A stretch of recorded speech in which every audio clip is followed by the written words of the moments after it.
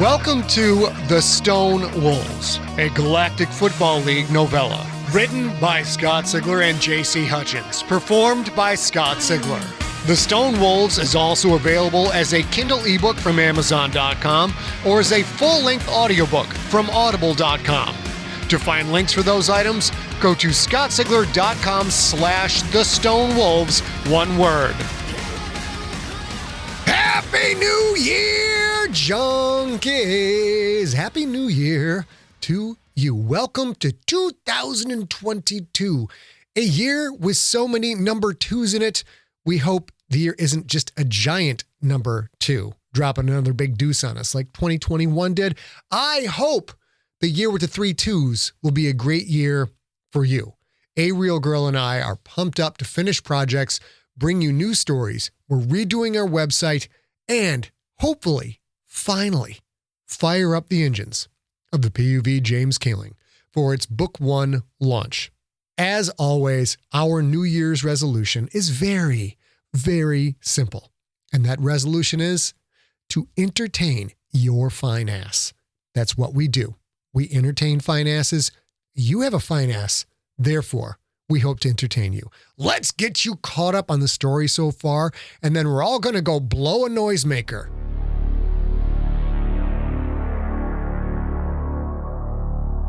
Previously on The Stone Wolves, Fanaka has led Cillian, Beans, Aya, and Zan to the Borehole, a secret prison deep in Creterakian territory. Fanaka's inside contact has directed them to a little-used maintenance airlock. The team must rendezvous with that contact and prepare to take on the facility's guards.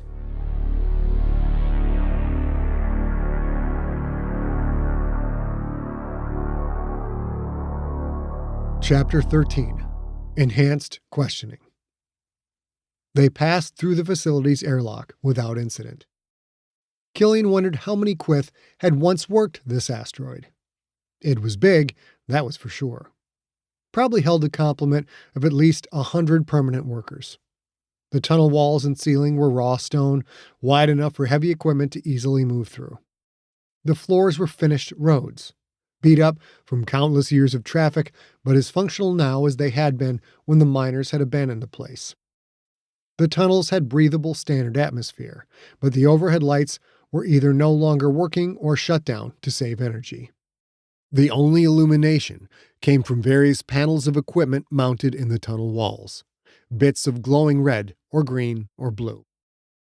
Beans's and Zan's Schmecks had sensor suites that let them see their way through the dim light. Aya and Fanaka wore night vision rigs. As for Cillian, ever since he'd served on the Keeling, he'd been able to see in almost anything other than absolute blackness. He hated every step he took away from the Oleron, away from the ability to lift off and get the hell out of there. If this was a setup, if Sakakorn, or someone who had found out about her double dealing, was about to spring a trap, Cillian and the others were in big trouble. If something like that happened, Cillian knew the contact would try to kill Fanaka and anyone she'd brought with. As in most covert operations, when it came to attempts to sweep things under the rug, the sentients left alive were the ones who controlled the narrative. "Keep going," Fanaka whispered. "A little bit farther." Cillian heard her through his comm bud. She led the way, Cillian behind her, then Aya, with Beans in the rear, clonking along in his combat schmeck. Zan's flying drone stayed near Beans, motors quiet but still audible. Zan had chosen to outfit her flying schmeck with a green teddy bear head. No body this time, just the head, tufts of white stuffing dangling from the torn neck. Cillian and his crew continued on, blindly following Fanaka, blindly trusting Fanaka. He had been in tighter situations, but most of those were decades in the rear view and, due in part to the Nasdor, were memories of memories, scraps of aged wallpaper that suggested a pattern but were too small and too faded for the mind to make sense of them. Surely the stakes had been bigger in a lot of missions from back in the day, yet that did little to dampen his anxiety. Back then, he'd been with the Krizatu, with fellow revolutionaries who killed without hesitation and who had no useless remorse rattling around in their hearts. This was different. Aya and Beans and Zan weren't heartless killers. He didn't want them to suffer for his sins or be locked up in the borehole for his missteps. And, of course, he was currently on that very same Nasdor, the drug that, hopefully, continued to stop him from being a heartless killer. Cillian did have one trick up his sleeve. Zan's physical body remained on board the Oleron. She could react to new developments. If Cillian, Aya, and Beans were killed or captured, if all hope was lost, Zan could abandon them and stay free, stay alive. More than anyone else in the universe, Zan deserved those things. And yet, no matter what happened, Zan would never abandon them. When it came to her family, she did not run. "Fanaka," Cillian said. "We've been walking for 15 minutes. I'm getting nervous. How much farther?" He, Fanaka, and Aya wore soft-soled boots to cut down on sound, but there was no hiding the heavy foot clanks of Beans' metal feet or the droning servos of Zan's schmeck. "Another minute or two," Fanaka said. "Stay sharp.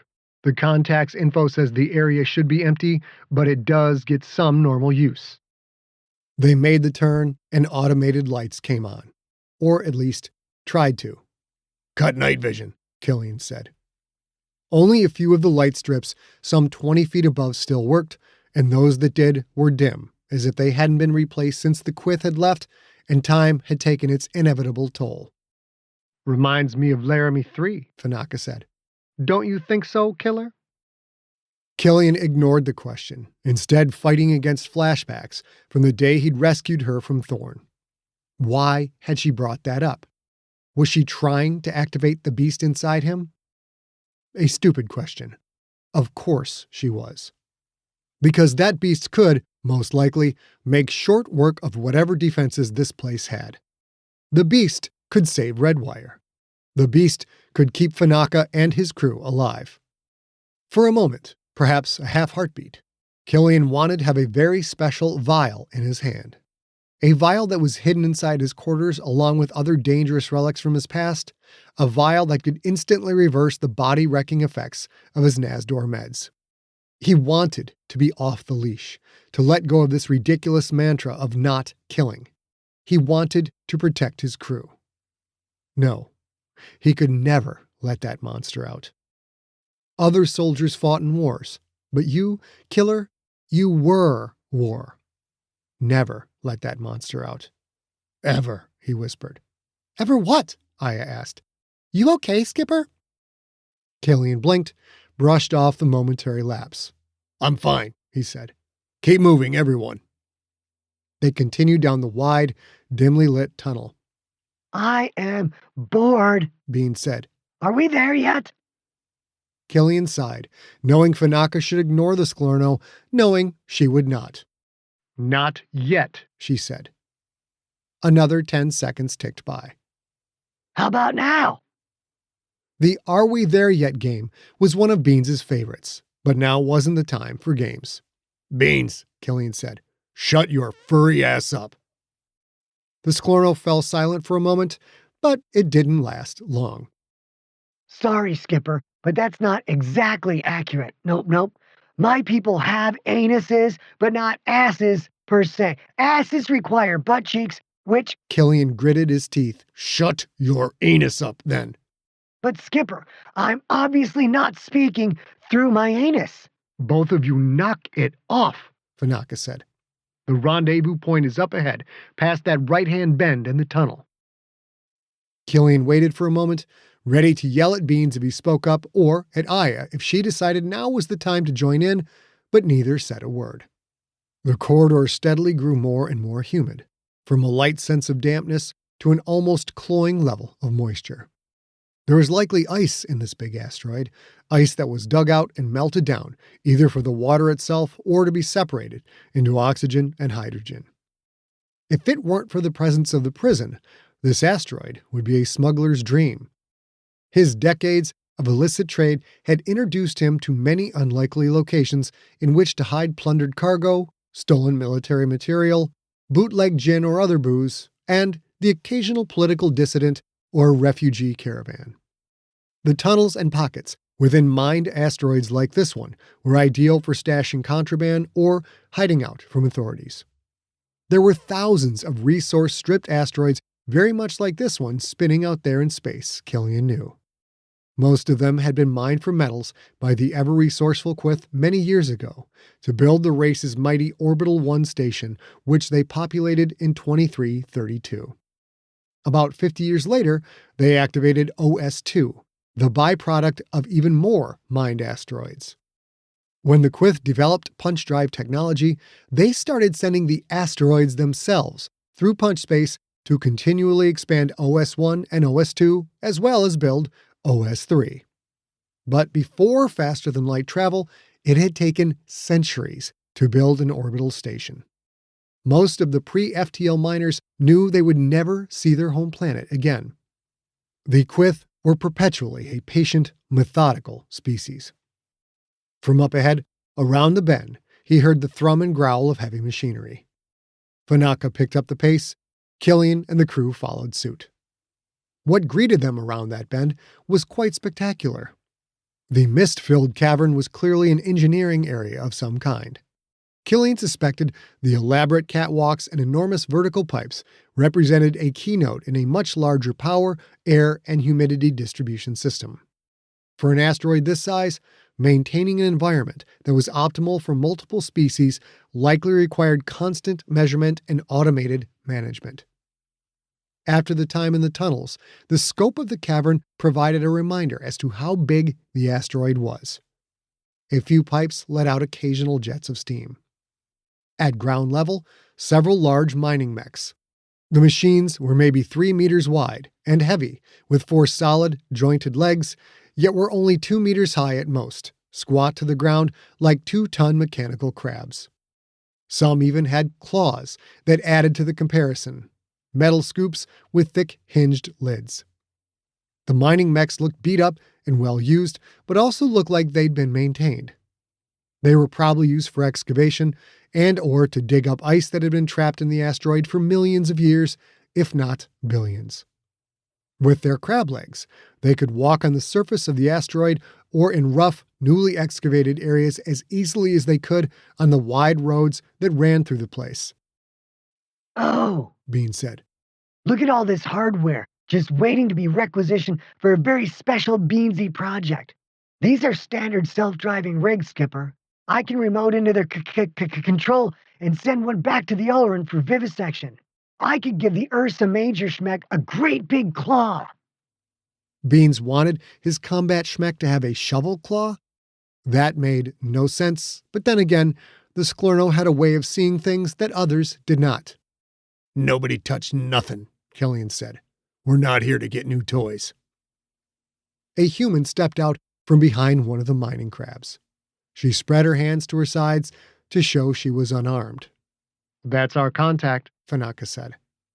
Sakakorn, if that's who this was unusually tall for a human woman, about 6'8", only a few inches shorter than Cillian. Short gray hair, pronounced wrinkles around her eyes and the corners of her mouth. Very pale skin, a Towerite with some out-system ancestry to darken the native bleach-white tone, perhaps. She wore a simple gray uniform, unadorned with rank or insignia. The woman stepped closer. She didn't seem afraid as much as she seemed cautious.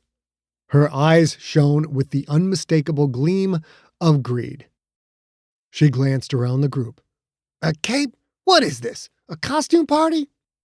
Fanaka flipped her jacket behind her right hip, exposing the pistol holstered there. "Don't worry about our clothes," Fanaka said. "Worry about getting us in." The tall woman looked her up and down. "You in charge?" Fanaka started forward, but Cillian gripped her shoulder and pulled her back. "My associate here is in charge of the overall operation, but inside this facility, I run the show." Fanaka tried to turn to face him, to argue with him.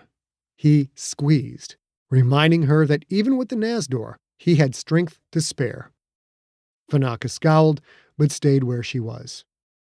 The contact stepped up to Cillian, who'd taken the lead position among the crew. "You look familiar," the woman said. "Anyone ever tell you that you look like Quentin Barnes?" Cillian shrugged.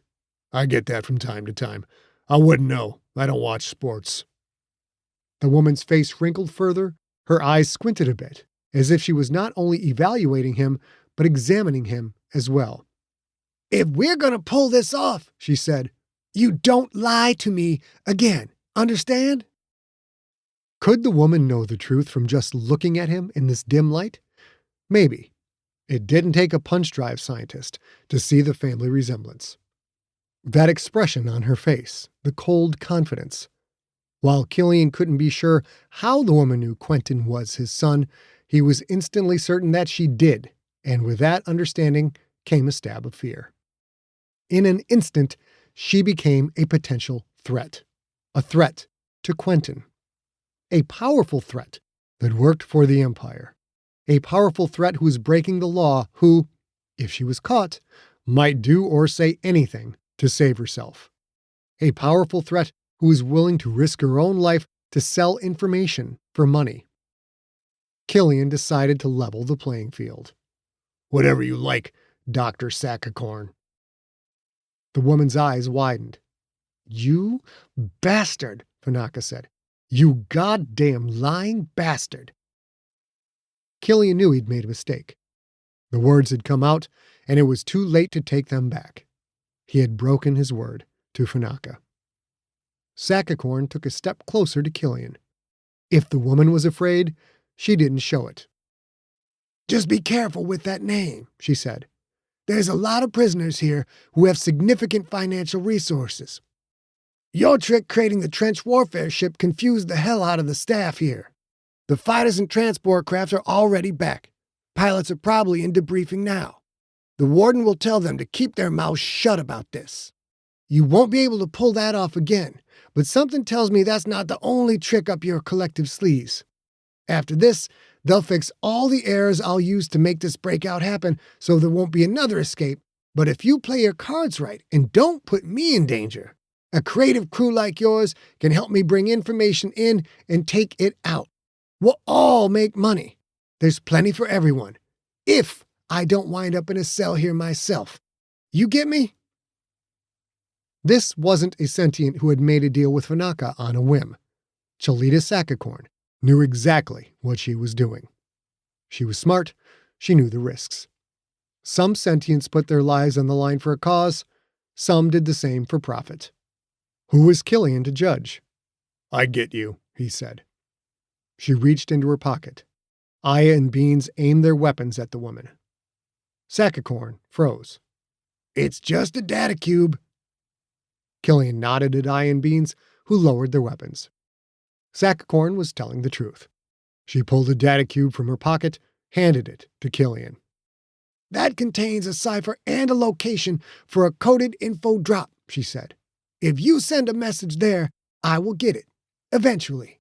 If you don't get a response, that means I'm not interested in whatever deal you're offering. The first thing you will send to that drop is a way for me to contact you if an opportunity comes up. I trust you're smart enough not to use my name.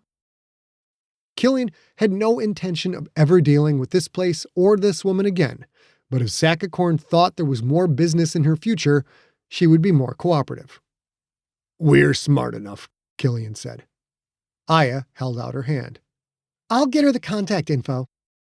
Cillian gave Aya the cube. She pocketed it. Now that introductions are out of the way, he said, let's get on with it. What's the plan? Sackacorn didn't seem to hear. She was staring at Aya. Business isn't the only reason you can reach out to me, the doctor said to the girl. I get personal time every now and then. Maybe you and I could swap stories about dangerous people. High one. Sackacorn was hitting on Aya. Now? This isn't the time for romance, Aya said. Or whatever it is that you're offering. Steel in Aya's voice. She clearly had ample experience dealing with people who fetishized her for the color of her skin. Cillian wanted to protect Aya, but the girl had shown time and time again that she didn't need someone else to do that for her. Sackacorn smiled, lust in her eyes. If you change your mind, you know how to reach me. We don't have time for this, Cillian said. Tell us the plan." With obvious effort, the doctor tore her eyes away from Aya. The look of lust faded, replaced by a hard-eyed stare. "I hope one of you is good with computer systems," she said. Cillian tilted his head toward Aya. "She is." The doctor's hungry eyes again flicked toward the girl. "You better be sure," Sakakorn said. "It's not a personal computer. It's a full-on—" "It's a Nemeric," Aya said. "I know. I'm an expert. Just show me to a terminal and tell me the commands, and I'll do the rest." Sakakorn glanced at Fanaka, raised an eyebrow. "An expert, huh? That's lucky." "Very lucky," Fanaka said. "Stop stalling and get on with it." Very lucky indeed. Something was still off about that.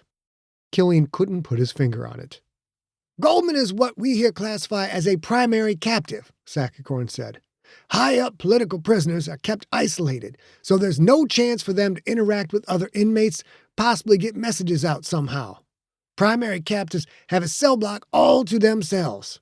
Cell block doors remain closed and locked, with a guard inside stationed there at all times. The locks are electronic.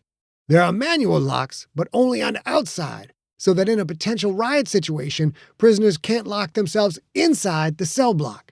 The only time someone goes in or out of a primary captive cell block is to bring the inmate food, to bring the inmate out for enhanced questioning, or for a doctor visit to their cell. Considering the amount of enhanced questioning they give to primary captives, doctors, like me, visit quite often." Fanaka bristled. Cillian's temper flared, tried to fight past the NAS door. Enhanced questioning. Creterakians speak for torture.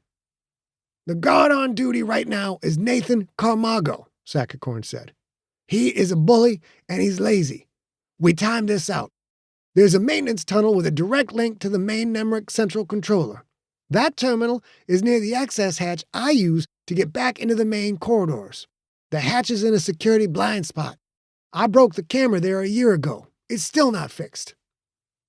Cillian held up a hand. "It's not fixed? After a year? How is that possible?"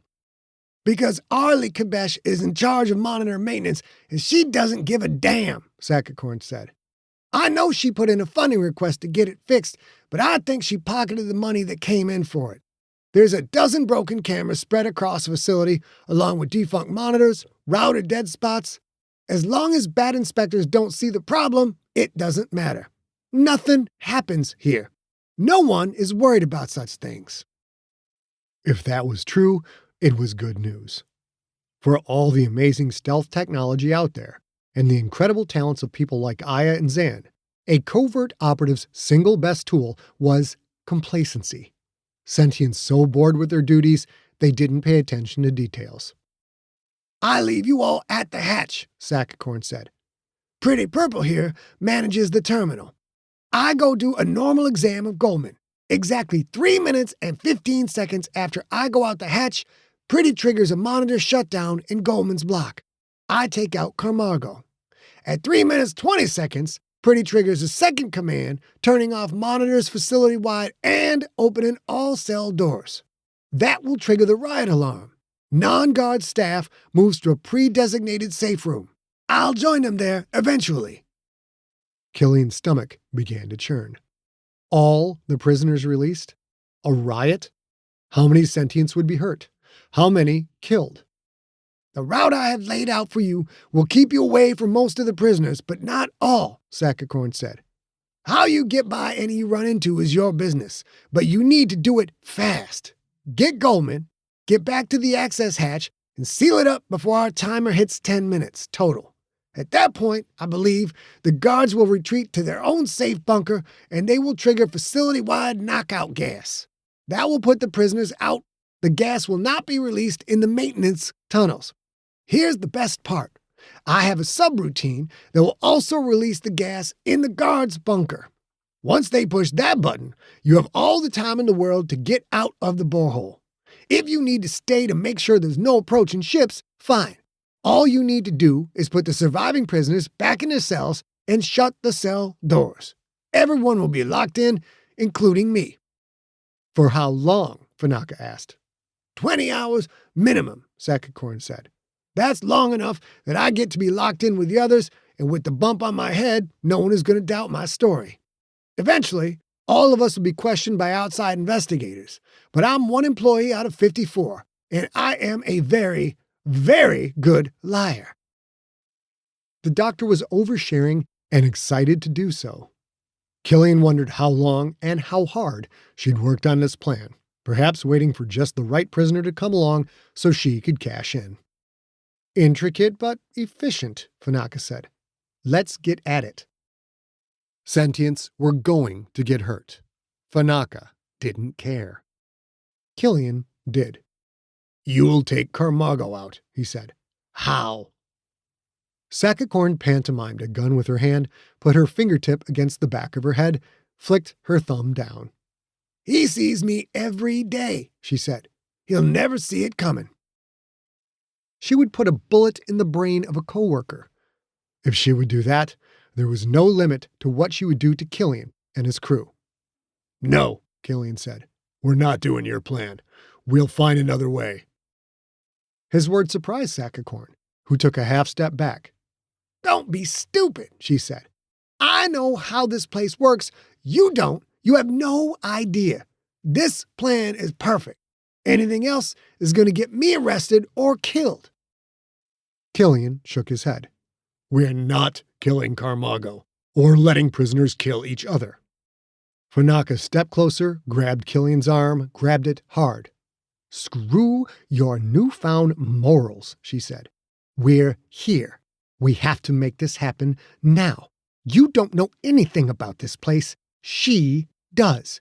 We go with her plan, and that's that. Did Fanaka think she was still in charge?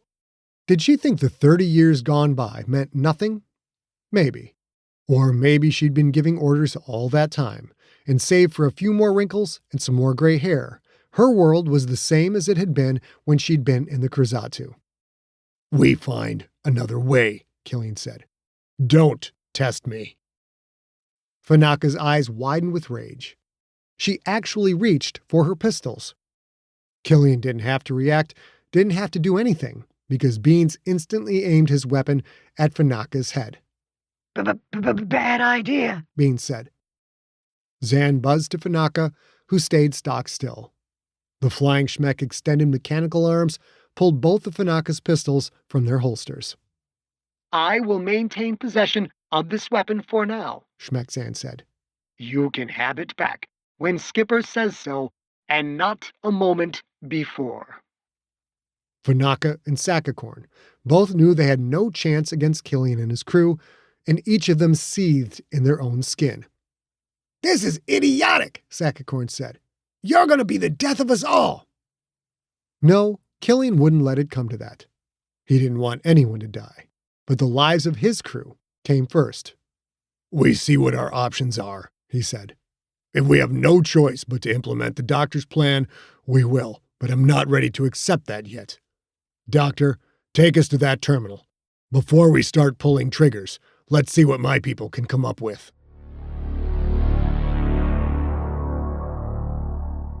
This is the terminal, Sakakorn said. Pretty Purple, you tell me what you want to see and I'll bring it up. You and I working together can make sweet music. People like Sakakorn made Aya sick. The woman's eyes devoured Aya, looked her up and down like Aya was a meal, not a human being. First of all, how old was Sakakorn? 50? What did she want with a person young enough to be her grandchild? But that was a stupid question.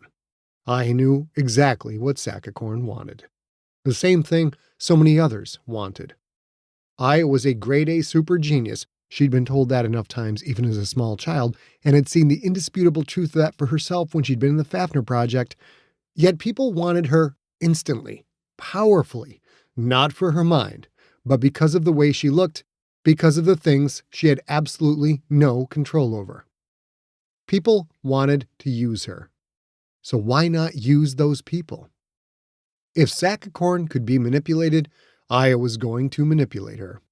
That was far better than letting the idiotic woman argue with idiotic Fanaka and idiotic Skipper. Seriously, Why were old people like that? Fighting about money when they were trying to orchestrate a breakout from a secret imperial prison? Aya didn't want to die, ever, but she hoped she never got old enough to be that stubborn and stupid. "Thank you," Aya said, flashing what she hoped was a shy smile. "But it's better if I do it myself. My hands work faster than my mind." "I bet your hands work fast." Aya wanted to punch the woman in her leering face. Instead, Aya glanced down as if Sakakorn's comment had embarrassed her. "Step back, Doctor," Cillian said. "Purple will ask you if she needs help." His voice had that tone again, that timbre of cold metal that left no room for argument. Sakakorn glared at him, perhaps thinking she would argue, then realizing anew she was alone in the narrow access shaft with dangerous sentients who had come to break out an Imperial prisoner. "Purple had better know what she's doing," Sakakorn said, "or we're all busted." Skipper nodded, flicked his fingers forward twice, shooing Sakakorn away. The tall doctor stepped away from the terminal. "You're up," he said to Aya. "Find a way." Aya stepped up to it and got to work. Skipper was trusting her to look for a solution, and that required a lot of trust because Sakakorn was right. Any mistake could trigger internal alarms. For all Aya knew, these narrow maintenance tunnels could fill with flapping, armed Creterakians. She and her crew would be captured at best, or, more likely, killed outright. That wasn't going to happen. This was Aya's chance to show she belonged. She put her hands on the controls. Nemric systems had holographic interfaces, as did most computers, but also relied upon tactile connection. Working on one was more akin to playing a highly sensitive musical instrument than to typing into an old-fashioned keyboard. In an instant, Aya felt at home. She'd been training on a system similar to this for years, spending countless hours getting to know the Nemric's trademark synaptic emulation and brain biomimicry. She lost herself in the controls, eyes reading the holographic and flat panel display. In mere seconds, she'd slipped past the primary interface and accessed the internal codebase. "Wow," Sakakorn said. "I've never seen this. How did you do that?" No lust in her voice now, just sheer amazement. It made Aya smile, and not in a shy way. This kind of control, this mastery, it was what Aya had been born for. She quickly sorted through the command code, careful to avoid anything that would show her presence to the prison staff. She saw the code for Sakakorn's commands, the surveillance dropouts, the riot alarms, and the knockout gas hijack that would put guards down at the same time it put the prisoners down. Sakakorn wasn't an elite programmer by any stretch, but her work was far from that of an amateur. She had hidden the commands, buried them so deep that almost no one outside of Aya's skill level would ever detect them. "The doctor's plan seems solid," Aya said. "I don't see any tricks or traps. This is solid work, Skipper. I'm impressed." "That's good," Skipper said. "It means we have a reliable fallback if you can do what I asked you to do, which is find a better way. See if there's a way for us to do this without triggering alarms. Where there are alarms, there are sentients shooting at us." Aya nodded, let herself slide deeper into the code. She also didn't want to see anyone die. Could she trigger the knockout gas without anyone knowing? No, the physical valves were tied directly into the alarm system, so that wouldn't work. Could she control the facility doors? Seal everyone in where they were, then open the specified doors needed to reach Goldman's cell? Yes, but it would be difficult to do it all quickly, and, as with the gas, doing so would likely trigger hardwired klaxons. She went deeper. Something with the main landing shaft, maybe? No, there didn't seem to be an angle there. Trigger fire sensors or incoming missile protocols? Cause confusion that would let Skipper go get Goldman? No, there were safeguards and protocols in place for that. It was too risky. Cut the power altogether so Skipper could operate in the dark? That was possible, but then emergency backups would activate. And there it was, the thing that she needed.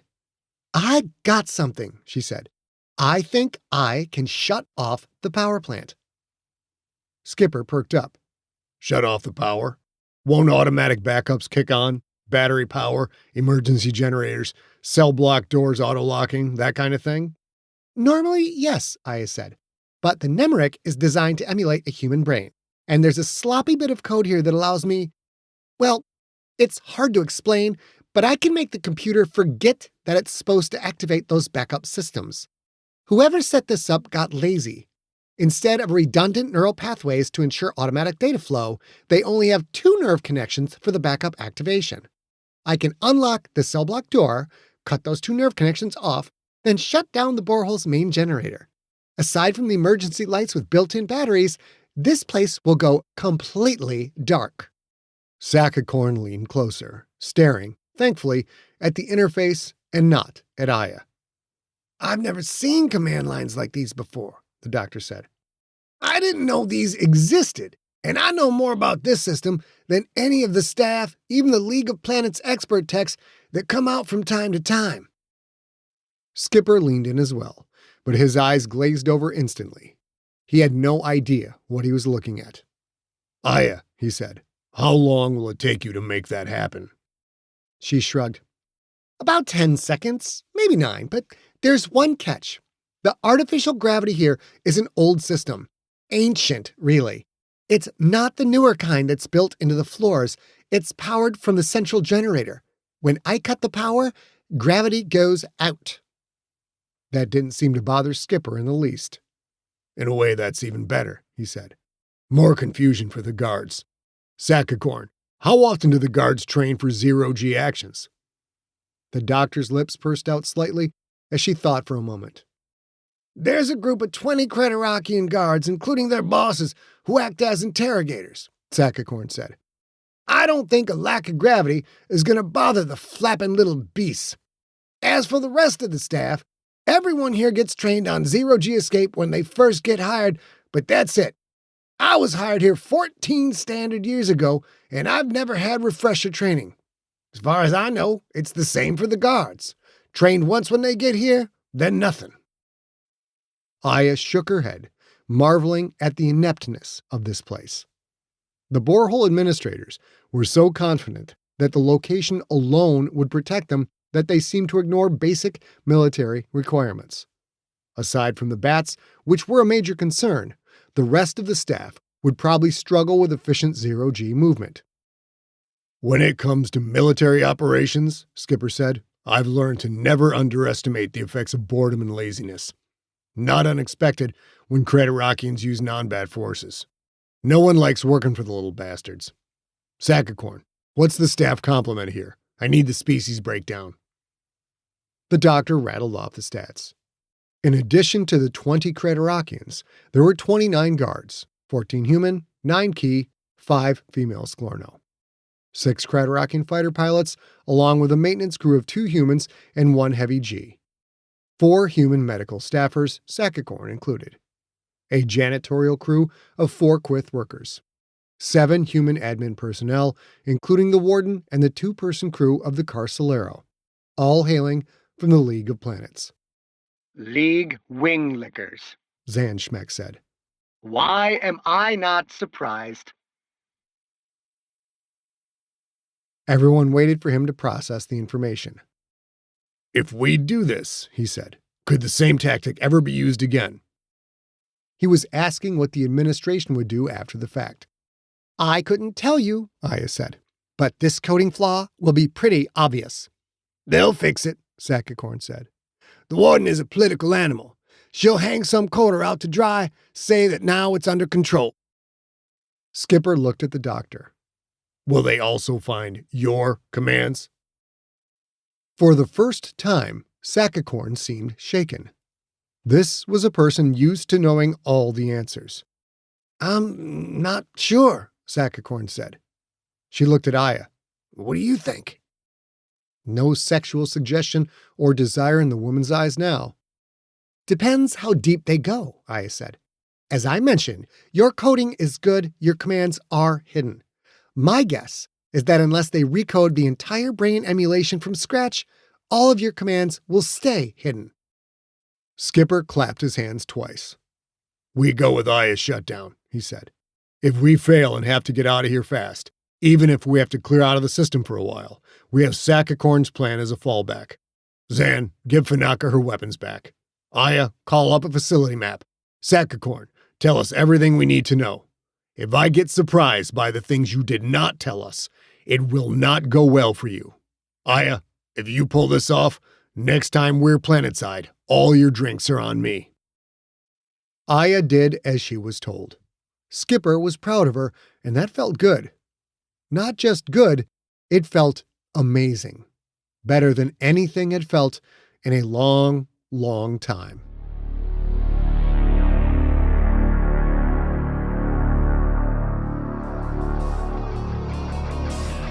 You have been listening to The Stone Wolves, a GFL novella, written by Scott Sigler and J.C. Hutchins, performed by Scott Sigler. Follow Scott on Twitter and at Instagram, where he is at Scott Sigler, and on Facebook at facebook.com/Scott Sigler. The Stone Wolves was directed by A. Sigler, engineered by Steve Riekeberg. Copyright 2021 Empty Set Entertainment. Theme music is the song Battle Cry by the band Super Weapon.